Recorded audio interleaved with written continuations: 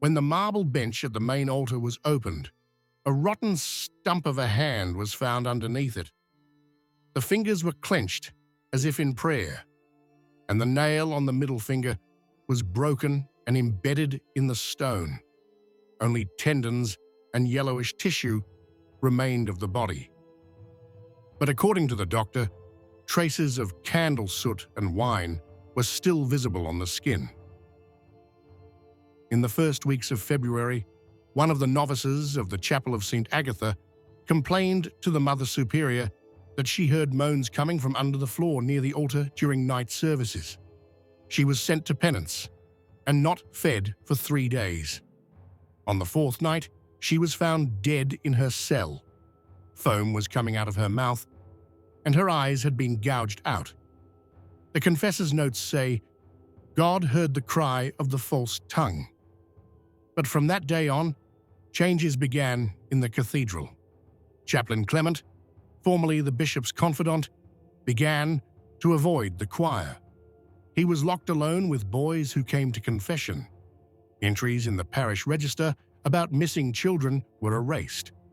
One of the servants who brought wine to the room later revealed Clement was holding a child's hand in his, crying and saying that the flesh was a curse. When the servant was called back, he had disappeared.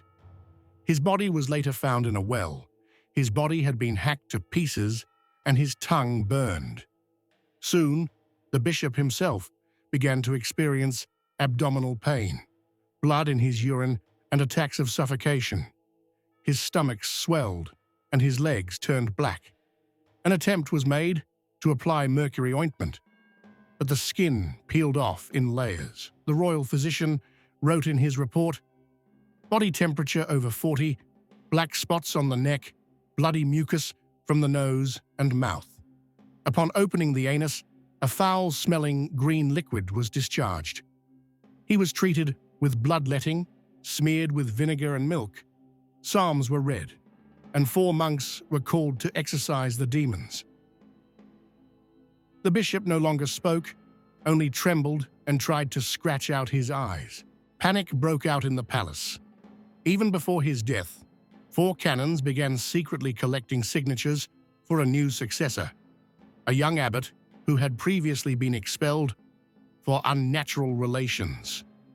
2 senior presbyters disappeared overnight. Their blood was later found on the stairs to the basement. On the 10th day, the stench from the bishop's chambers spread throughout the diocese. Priests wore bandages soaked in vinegar. Guards blocked the entrance to the cathedral. The body had been lying on the bed for 3 days, a dark puddle forming beneath it. The skin on the back was cracked, bones visible. The eyes were cloudy, the tongue swollen and sticking out. One of the monks fainted when he was forced to change the sheets. The funeral was held in secret. At night, instead of a body, a bag of bones and lead was placed in the coffin. Everything else was burned in the backyard. The ashes were mixed with lime. A document from the Holy See archives states, "May this seed never be reborn." But a week later, in the same cathedral, one of the new abbots began to hear boys' confessions again. Wine flowed, candles burned. It didn't end there. It just repeated itself. The first rumor from the monastery of St. Clair near Avignon came not from the cardinal, but from a wandering parchment merchant.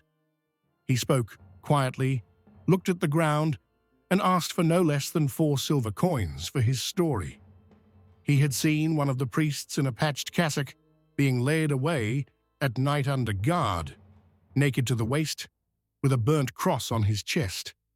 He whispered something about an altar, a girl, and blood spilled, not in a chalice, but beneath it.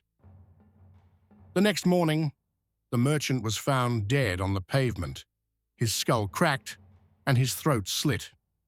No one recorded his words, but within 2 weeks, the bishops began burning correspondence and ordering the archives to be searched. Meanwhile, Archdeacon Bernard, one of the closest men to the Roman throne, had not left his bed for 3 weeks. All the gold had been removed from his rings, as his swollen fingers had turned black and covered with thin ulcers. His right eye had burst 9 days earlier, and rot was beginning to set in under the bandage. A sweet, slowly growing smell of decay emanated from his body, and due to his immobility, bed sores had formed on his back, which the doctors washed daily with warm wine mixed with thyme and wormwood decoctions. Letting blood from his elbow veins no longer helped. Blue blood flowed sluggishly, and after each procedure, Bernard fell asleep, wetting himself.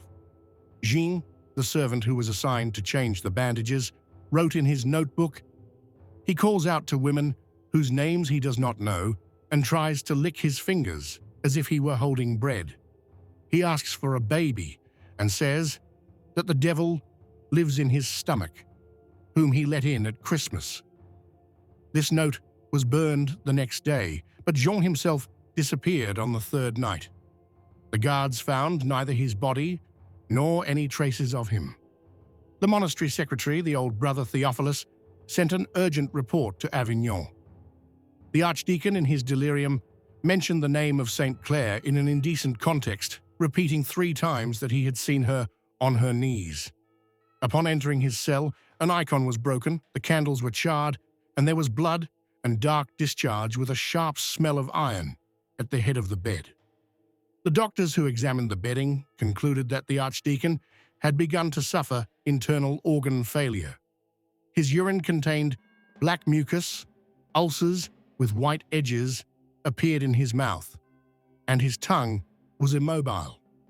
When 2 observers arrived from Rome, one a priest and the other a doctor, access to Bernard's body was restricted. They were not allowed in for over an hour, and later they were given special hoods soaked in vinegar and rose oil. What they saw is described in a report, a copy of which is preserved in Toulouse. The body lies motionless, but the facial expressions are lively.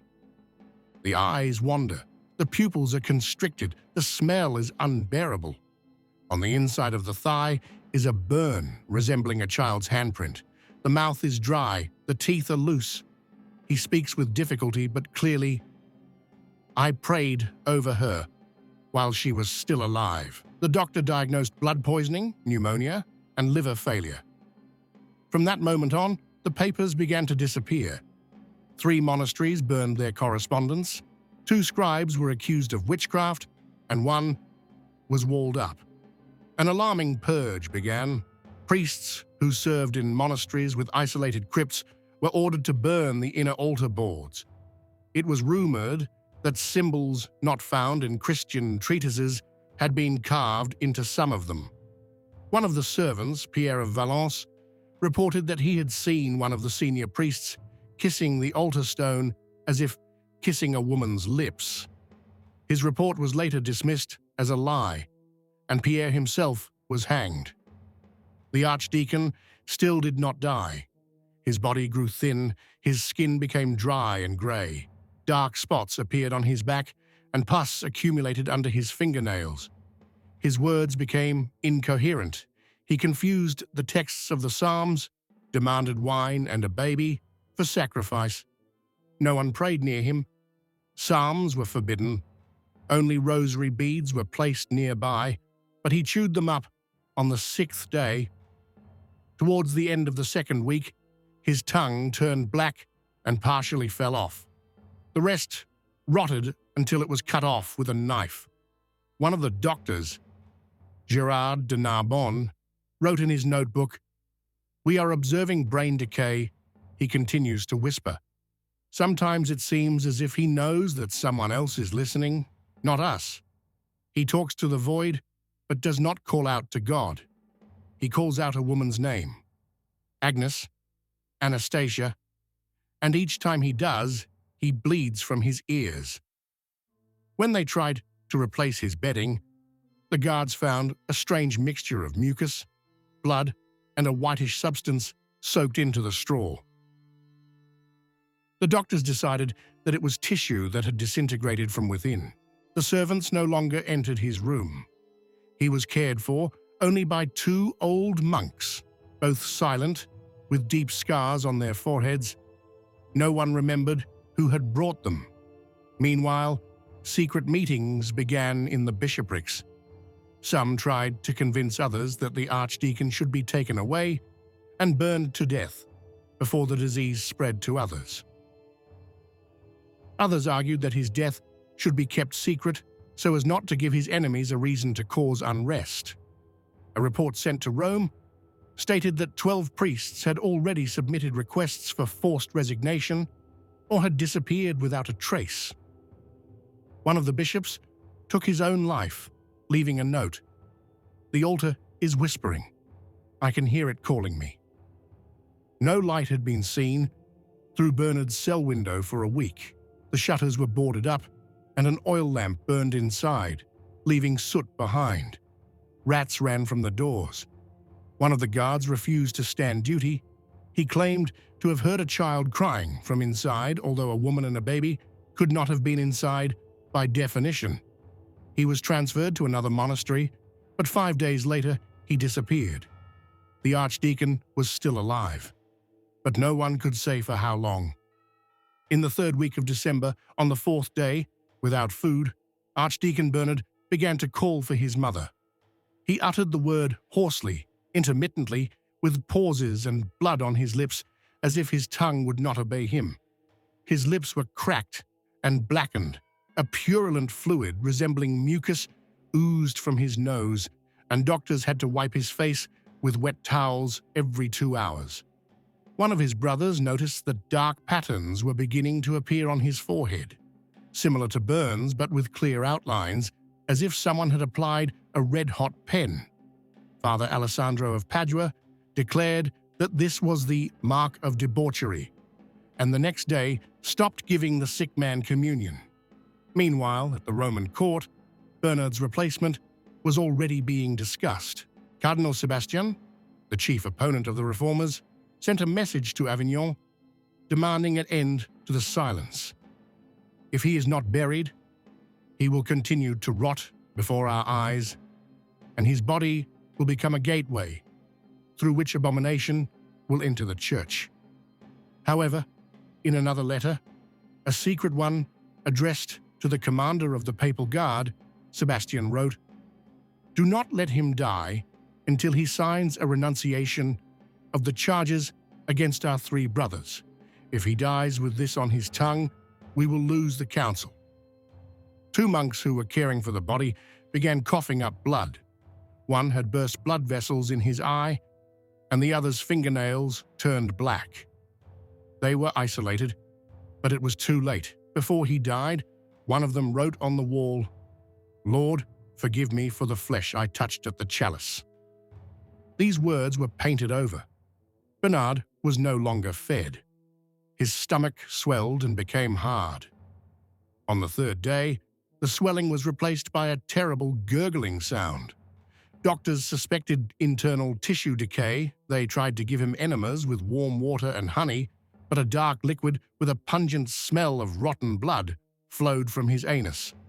All his clothes were burned. His body was no longer lifted. It had become fragile, with the skin peeling off in places. One of the reports to the abbot states, "When attempting to turn him on his side, the skin on his back slid off like parchment from a lamp. Bone protrusions were exposed." A doctor named Dominic was sent from Rome, skilled in treating bodily impurities with golden needles and thistle decoctions. He tried to administer the decoctions through the nose. Bernard hissed, rolled his eyes, and began to wheeze convulsively. At the 48th second, his left leg twitched, and pus with black clots came out of his mouth. Dominic ordered the procedure to be stopped. That evening, he was found hanged in the monastery storeroom. The mules broke down the door to get the body out. It had been locked from the inside. Meanwhile, rumors of signs began to spread throughout the monastery. One of the new recruits, Brother Francis, swore that during his night watch, he heard something rubbing against the altar and crying like a girl in sin. In the morning, he refused to take his vows, burned his habit, and fled. The guards caught up with him. 2 days later, he was riding barefoot on a horse with a piece of pigskin on his head, so that the saint would not hear my thoughts, as he said. He was executed that same day by order of the bishop. The blood oozing from the archdeacon's ears curled into thick clots that turned black within a minute of getting wet. In the 5th week, he went completely blind, both eyes sunken, one flowing out, and the other becoming dull and immobile. Yet he continued to speak. His words were incoherent, but repeated. There was a candle in it. I lit it. It was warming up in the crypt. Report of the monastery secretary from the 22nd. When attempting to anoint the body with oil again, the sick man scratched the servant and bit a monk. There is a purulent abscess at the site of the bite. The monk died a day later. At the request of the abbot, the archdeacon's blood is now being burned, leaving nothing on the bandages. A censer with cypress has been placed in the chambers, but the smell remains. Even after airing, the walls exude a stench. The letters from the bishops in Avignon became increasingly panicked. One of them openly demanded that an exorcism be performed, but most of the higher-ups in the church refused to send an exorcist. They were afraid that the very fact of the ritual would become proof. One of the bishops close to the bishop said, "If we let the demon out, the people will believe that he was always with us." Therefore, they preferred to remain silent. Rumors of rotting while alive reached Rome.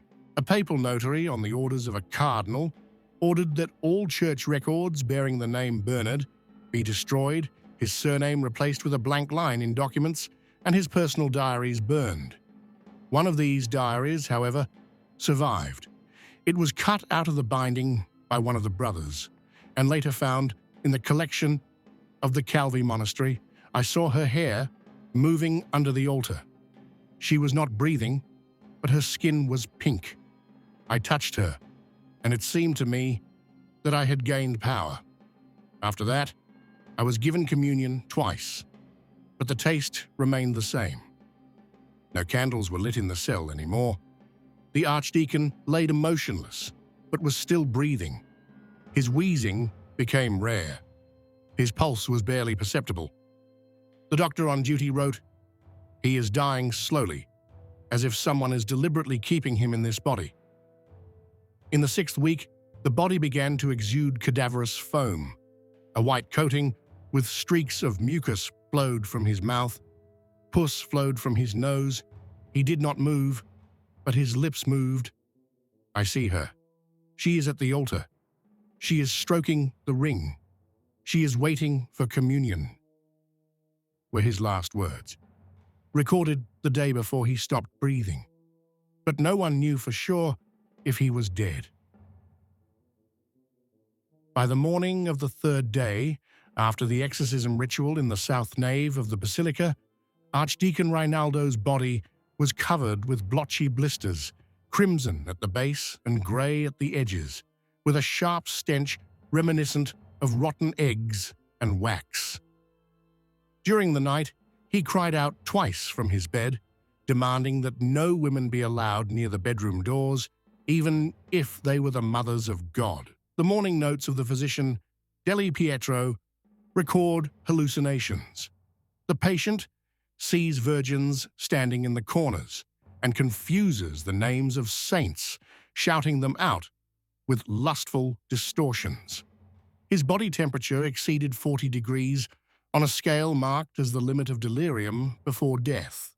The monks collected waste from his body in wooden bowls, as touching the sheets caused his skin to tear and left pus-filled stains on the fabric, described as crosses and snakes. The second alarming symptom was a smell that spread throughout the eastern wing of the monastery. It was compared to rotten meat mixed with incense. From the report of the Inquisitorial Commission that arrived from Brescia, the stench at the entrance to the archdeacon's quarters is incompatible with the concept of a dwelling place for living beings. It penetrates the hair, clothing, and prayer books. It was after this that the abbot ordered the entrance to be sprinkled with holy salt and guards with axes to be posted in case of a riot from within. In the evening of the same day, the first official confession was recorded. In a semi-delirious state, amid distorted Latin and blood-stained sheets, the archdeacon croaked, "I exposed them in the chapel, before the tabernacle. I crawled on the floor, licking the confessional. I heard the angels singing my shame." These words were recorded by Francesco, a secretary from Verona, who was present in the room under the pretext of reading psalms of repentance. According to his diary, the archdeacon's eyes were flooded with blood, which flowed not only from his nose and mouth, but also from the pores on his temples. The next day, surgeons were called. Under threat of heresy and execution, they agreed to open the purulent cavity on his right side. The description of the procedure, recorded in the notes of the treating officials of the Monastery of the Holy Cross, reads, "The incision was made with a knife moistened with holy water, at least half a liter of thick liquid poured out, containing undigested food, nail fragments, hair, and wood chips of unknown origin. One of the surgeons lost consciousness, and the other burned his clothes in the garden. While the body rotted from within, the struggle for influence intensified in the capital's chancellery. Rinaldo was the last member of the clergy to openly support the old party of the Chiesans, moderate supporters of the alliance with Rome. His fall meant the political devastation of an entire wing of the cardinals. Rumors reached the monastery that messengers had already been sent to Siena and Naples to appoint a worthy replacement. In Archbishop Pandolfo's letters, we read, "Rinaldo's fate is God's warning to those who seduced not only with their bodies, but also with their words. May his pus be a seal on the lips of the corrupt clergy." Meanwhile, documents began to disappear from the monastery's cellars. According to the testimony of a junior scribe named Tommaso, for 3 days in a row, people in black cloaks came. They carried away bags of papers without saying a word. Only one of them said, "Nothing must remain." After that, I saw no more manuscripts signed by Rinaldo. It is likely that orders concerning the transfer of novice nuns, lists of government expenses, and forbidden confessions were destroyed. In the 4th week of his illness, the archdeacon stopped getting out of bed. His lower jaw was partially numb. His servants wrote, "He lies like a doll without joints. His eyes are open but do not blink. Only occasionally does he move his fingers, as if counting rosary beads that are not there." His body temperature began to drop, which, according to the doctors, meant either a quick recovery or imminent death. All ointments ceased to work. The last attempt was to burn incense directly under the bed, but Rinaldo began to scream that the smoke was giving birth to voices calling from his tongue, babies with black wings. Access to the chambers was restricted. No one under the age of 40 was allowed to approach. All the windows were smeared with a mixture of wax, ash, and lamb's blood. A triple altar was set up inside, and 3 senior monks took turns reading prayers for forgiveness. However, according to Father Guido's report, even the holy words sounded like curses, bouncing off the walls and falling back into the ears of those reading. One of the readers died of suffocation on the 3rd day of the service. The last entry reads, "The skin on the archdeacon's chest cracked and peeled off in layers. Smoke came from the wounds. Although there was no fire in the room, he was silent, but words could be heard in the corners, as if read in a whisper. It was impossible to understand who was saying them. Only one of the monks, clutching his head, ran out screaming, 'He made me remember what I didn't do.' The end was near, but death had not yet come. On the 41st night, after the first symptoms appeared, Reinaldo suddenly fell silent. The 6 monks on duty near his chambers noted a complete absence of sound for more than 4 hours. No breathing, no moans, no creaking of the bed. One of them, Brother Lodovico, tried to enter but stopped at the door, saying, "It smells like a coffin buried in manure."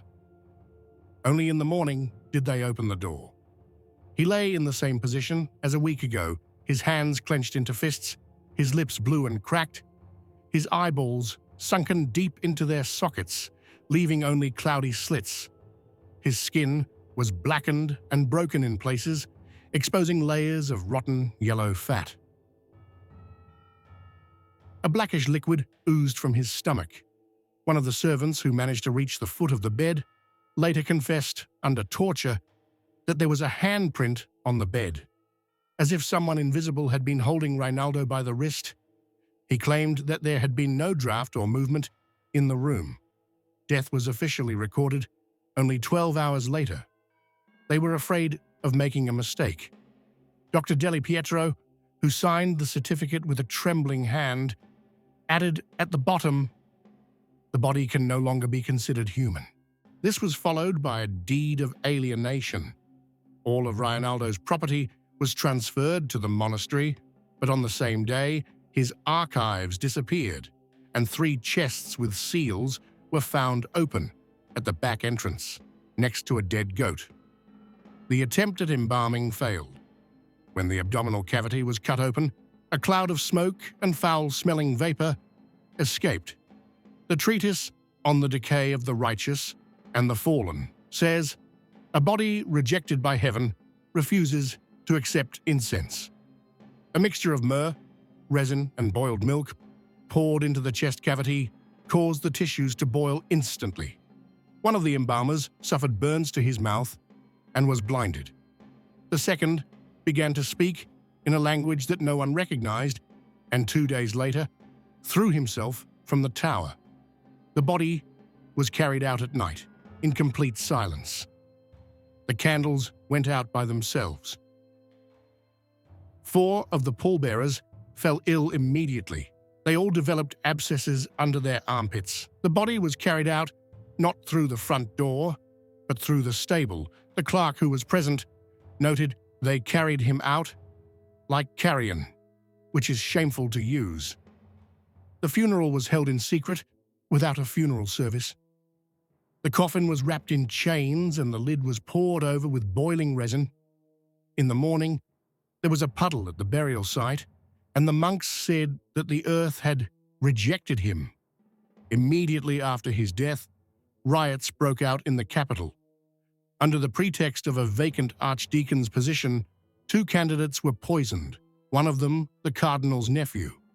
The papal nuncio's letters say, "The death of Reinaldo awakened evil not in bodies, but in the souls of the living." The old clergy disappeared from the monasteries. Some fled, others disappeared while praying. A new party of reformers established its own rules. Confession without witnesses was banned, cells were renamed, and all old prayer books were burned. News of his death reached Naples, Venice, Avignon, and even Krakow. Everywhere he was referred to not by name, but as he who rotted alive. People said that when his skull was opened, surgeons found 2 teeth inside that did not belong to any known species. They were smooth and black. This story even made it into treatises on miracles, but was deleted by a church commission 3 months later. The final act was a letter found a year later behind a wooden panel in the confessional where Reinaldo held his secret conversations. There were only 2 lines written in a trembling hand. "I locked them in there. They can see, but they cannot die. Forgive me if you can." Thus ended the life of the old clergyman. His body decayed, but the consequences lingered longer. The new faith came not through sermons, but through horror. and he who hid his desires under his cassock remained forever a symbol of decay, not only of the flesh, but of the church itself.